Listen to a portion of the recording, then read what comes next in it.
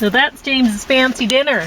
It's salad that has pesto sauce on it and pomegranates and stuff, and then it's little stuffed pepper and some salmon there. So he should like that. And well, salmon's more healthy than it is tasty for me. them that follow got top of the stacks. Didn't expect that. Mrs. Sidhu investigates. That got the bottom. So I only have a couple things that I'm reviewing right now, so this shouldn't take that long. But I'm going to sing a song first. And this song is called What's Your Heaven Like?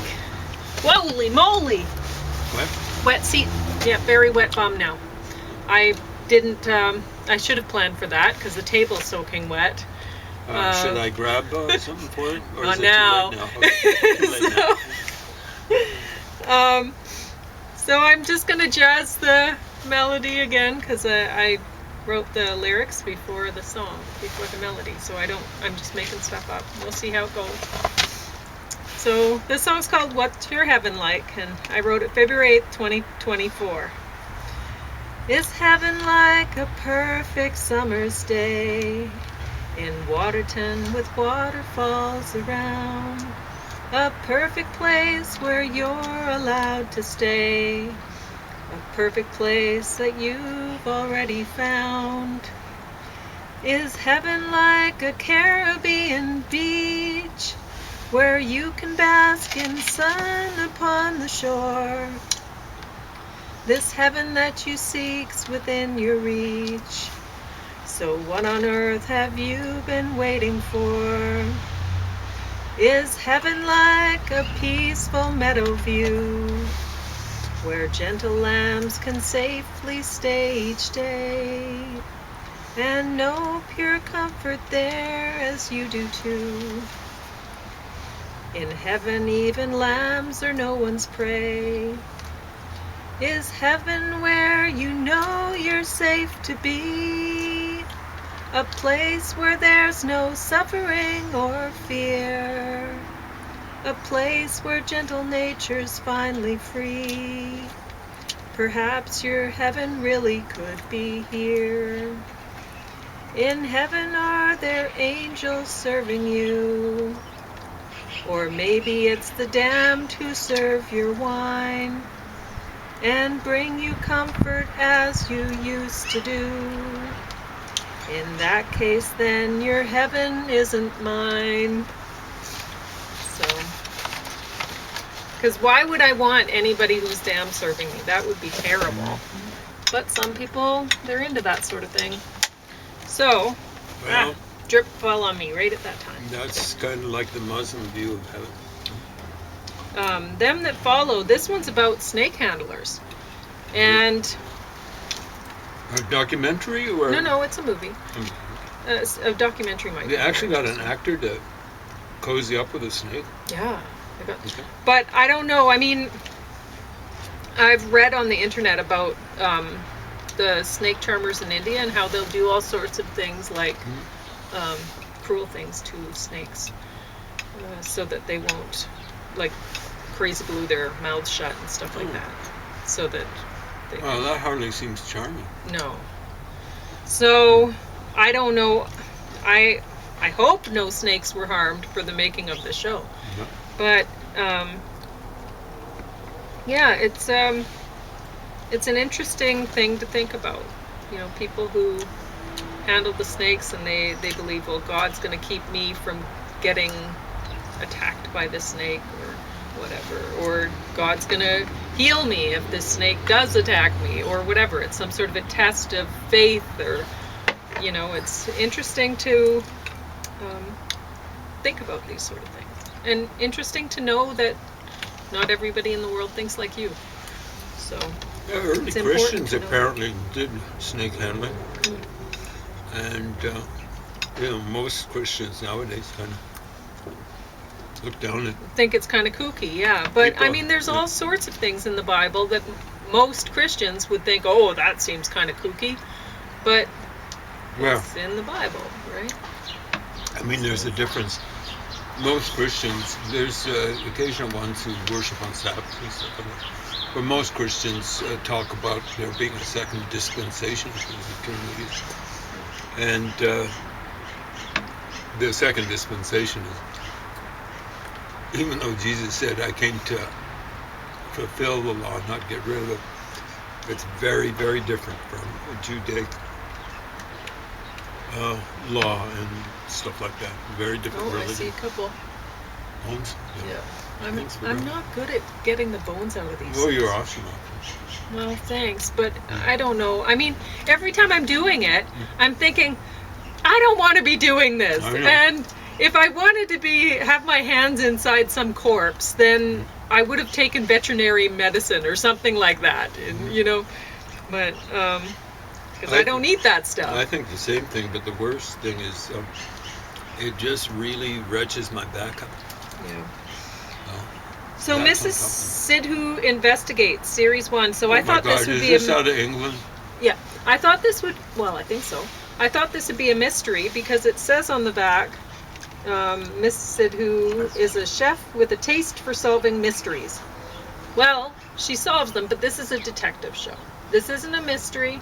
So if you like mysteries and you want to watch a show to be, so that your brain is actually active while you're watching the show, it's actively trying to solve the mystery, this is not for you.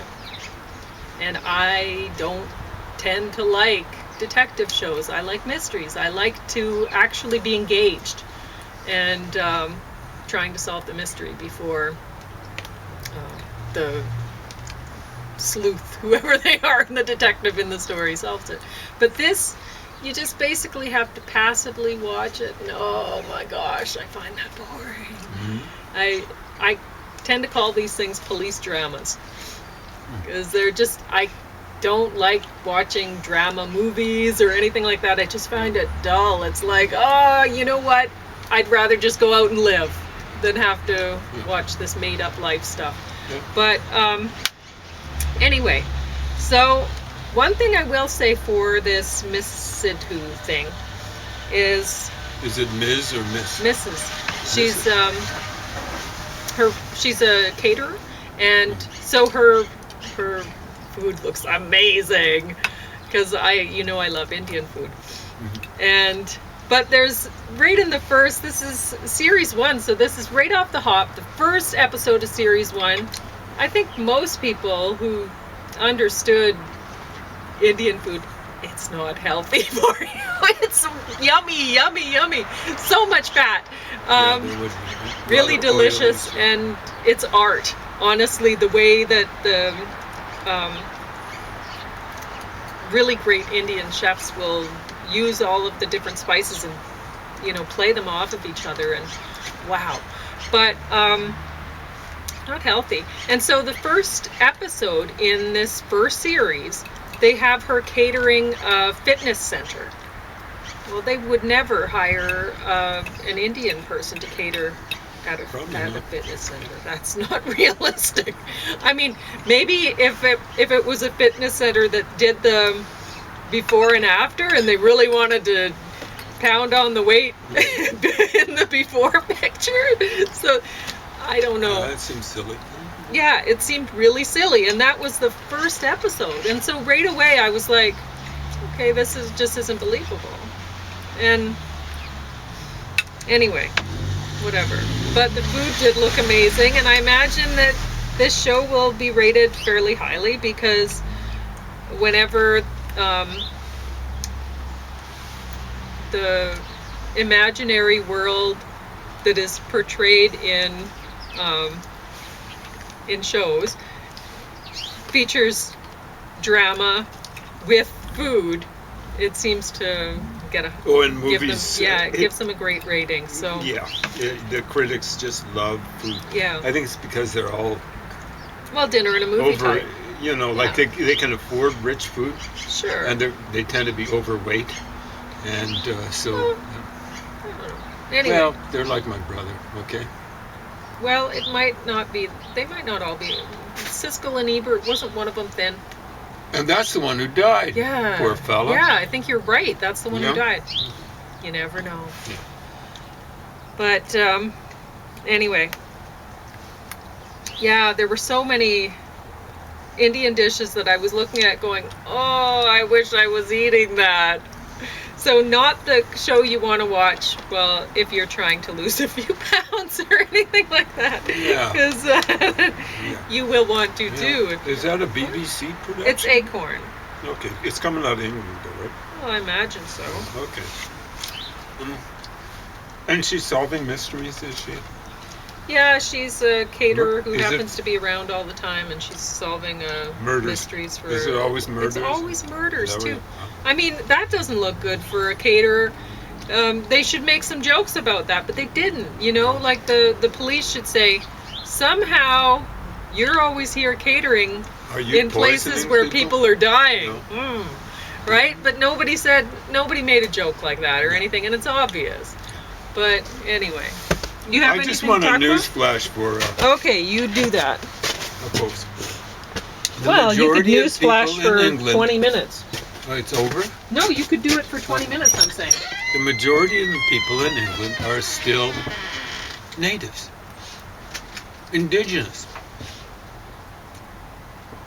The majority of people in London are colonizers.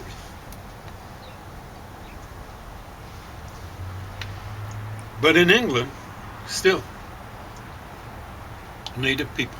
They happen to be white. I could care less. I just don't like any sort of colonization happening. He's not going to give you I don't pesto like the either. Russians coming in on fellow white folks in Ukraine. I don't like the Brits setting up in Kenya or Rhodesia. I don't like folks coming in from elsewhere and swamping places like Holland, which is absolutely, when I was a kid, it was overpopulated. Swamping Holland with and many of the people are violent. Judeophobes, for example. You know, that it's not just one individual in Holland. It's like, I believe it's the kind of like the Conservative Party, but it's kind of like almost like our Liberal Party here in Canada. Has told the Jews, we can't protect you anymore in Holland. And Holland's about the only country in the world that has a long-term record of tolerance of the Jews. Not just tolerance, valuing. And they can't protect the Jews anymore from Muslims and, of course, their left-wing allies. But the news flash is, in England, the majority of people still are indigenous, native people. They happen to be white. I don't care. When you got a lead role, a movie like this, of course, you know, like it's when you get a British police drama, it's been this way for Lord knows how long. And the lead detective will be a woman. I worked at a cop shop. Yeah, it was 20 years back. I don't think it's changed that much. Maybe 5% of the force were women. 5%. I don't think there were any women amongst the detectives. So much for reality. So much for reality. So are you done then? What I'd say about these kind of shows is the people who want to be actors probably is roughly a percentage reflection of the people in the country. And when you give like the first the poet laureate of Calgary. Calgary is a city of maybe 1.5 million people. The poet laureate of Calgary is a black person, or African American, or whatever, African Canadian. Fantastic. You know, the big trouble is he's the first poet laureate. And what would he represent? Maybe 5% of the population. And I've heard his stuff. It's absolutely, at least the way he renders it. I'd have to see it on paper to see whether it's actual poetry or just the usual doggerel. But it's rendered in hip-hop style, which is just garbage. You don't talk that way and stuff like that, and you don't sing that way. It's just sing-song. It's absolutely dreadful. And there he is. He's as token as you can get. The first poet laureate of Calgary, maybe representing 5% of the population. Say what? You know, there are all sorts of poets that would like to get that kind of recognition that I can guarantee you are better than him. Better, way better. And they're not getting the recognition because they got the wrong skin color. And you know what? That's racism. That's just out and out racism. Put that in your pipe and smoke it, you one half brain, nifty, shifty, hefty lefty that's watching.